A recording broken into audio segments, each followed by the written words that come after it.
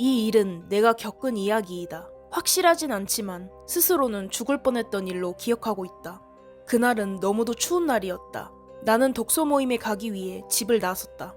자취방에서 모임 장소까지 버스로 20분, 걸어서 4, 50분 걸리는 거리였다. 추위에 약했던 나는 목도리와 모자, 귀덮개에 잔뜩 껴입고 나갔다. 밖에는 눈이 오고 있었고 뉴스에서는 기록적인 한파라는 보도가 나오고 있었다. 모임은 아주 재밌었다. 추위를 뚫고 온 보람이 있었다. 그런데 그날 모임에는 처음 보는 여자분이 앉아 있었다. 누구의 지인의 누구라고 소개했는데 잘 기억이 나지 않았다. 처음부터 말이 별로 없었고 뭘 물어보면 단답형이고 그래서 거의 얘기를 나누지 않았다. 관심이 멀어지자 아예 신경도 쓰지 않고 모임을 즐겼다. 모임은 막차 시간이 가까울 때까지 이어졌다. 슬슬 막차 시간이 다가오자 마음이 급해졌다. 버스를 놓치면 이 날씨에 1시간을 걸어가겠다는 생각이 들었다. 택시도 안 잡히는 곳이라 난 부랴부랴 짐을 챙겨 인사를 하고 나왔다. 그런데 그 여자분도 자신도 집에 가보겠다며 자리에서 일어났고 그분이랑 난 둘이서 엘리베이터를 타게 됐다. 엘리베이터에는 어색한 기류가 흘렀고 어색함을 못 참는 성격인 나는 말을 걸었다. 집에 어떻게 가냐고 물으니 어머니가 근처를 지나가신다고 어머니 차를 타고 간다고 답했다. 그 말에 맞장구를 친 나는 버스를 타고 간다고 말했지만 돌아오는 답은 없었다. 대화는 거기서 끝났다. 건물 밖을 나오니 바로 앞 차도에 승용차 하나가 서 있었다. 조수석 창문이 열리더니 중년 여성분이 이름을 부르면서 손을 흔드셨다. 아주머니 옆에 앉아있는 운전자의 모습은 잘 보이지 않았다. 아, 이 여자분 어머니시구나 라고 생각한 나는 안녕히 가세요 인사를 하고 바로 돌아섰다. 막차가 얼마 안 남았기에 바로 달리기 시작했다. 그런데 그 순간 갑자기 뒤에서 빵 하는 클락션 소리가 들렸다. 뒤돌아보니 아까 그 차량이 내 옆에 다가오고 있었다. 나는 속으로 태워주시려나 보다 생각하고 내심 기대했다. 조수석 창문이 다시 열리더니 아까 그 아주머니가 혹시 집에 가는 길이냐고 물으셨다. 속으로 쾌재를 부른 나는 맞다고 냉큼 대답했다. 그런데 그 아주머니는 갑자기 뜬금없는 이야기를 했다. 미안한데 커피를 좀 사다 달라는 것이었다. 초면에 이게 뭔 소린가 싶었던 나는 당황해서 눈만 대굴대굴 굴리고 서 있었다. 아주머니는 자기가 너무 추워서 그렇다고 따뜻한 커피 3잔만 뽑아달라고 말했다. 본인은 차 안에 있고 나는 도로에서 떨고 있는데 참 아이러니했다. 이미 늦은 시간이라 근처 카페는 모두 문을 닫은 시간이었다. 나는 영 카페가 없다고 말했더니 저 앞에 편의점이 있으니 거기서 뽑아달라고 했다. 그러면서 원래는 딸을 시키려고 했는데 3잔을 들기에는 손이 모자란다는 이상한 이유를 덧붙이셨다. 손이 모자라면 본인이 갈 것이지 처음 보는 사람 시키는 게 어이가 없었다. 거절하고 버스나 타러 가야지 생각하고 있었는데 뒷좌석에서 그 여자분이 같이 가자며 차에서 내렸다. 나는 막차 타러 가야 한다고 이야기를 했지만 그 여자는 거의 반강제로 나를 편의점으로 끌고 갔다. 막무가내였다. 진짜 열받았는데 커피만 뽑아주고 바로 뛰면 아직 막차를 탈 가능성이 있었다. 그런데 편의점에 가니 사람이 너무 많았다. 밖이 너무 추워서 그런지 따뜻한 거 계산해달라고 난리도 아니었다.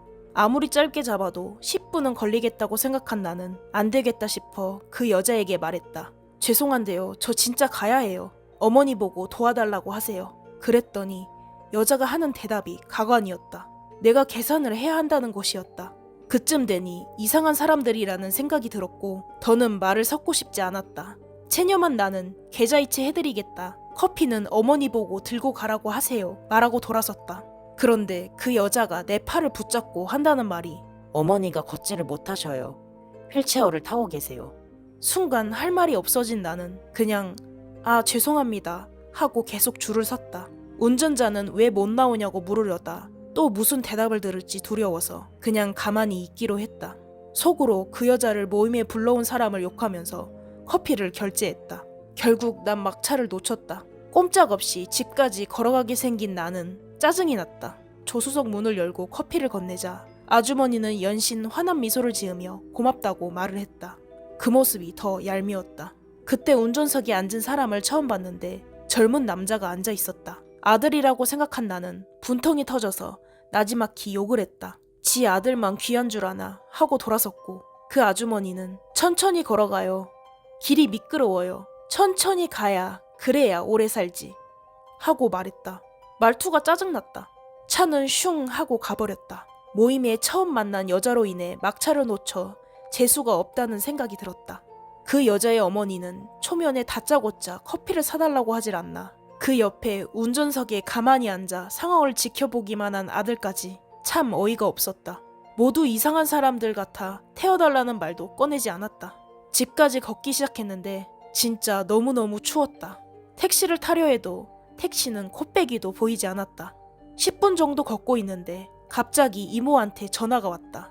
어디냐고 묻는 이모의 말에 모임이 늦게 끝나서 걸어가고 있다 했더니 이 추위에 어딜 걷냐, 자기 집으로 오라고 하셨다.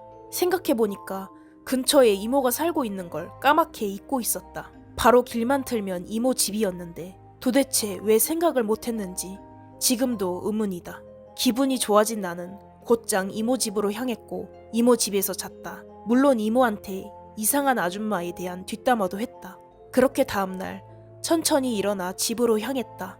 그런데 집에 도착해보니 내가 사는 원룸 건물에 폴리스 라인이 쳐져 있었다.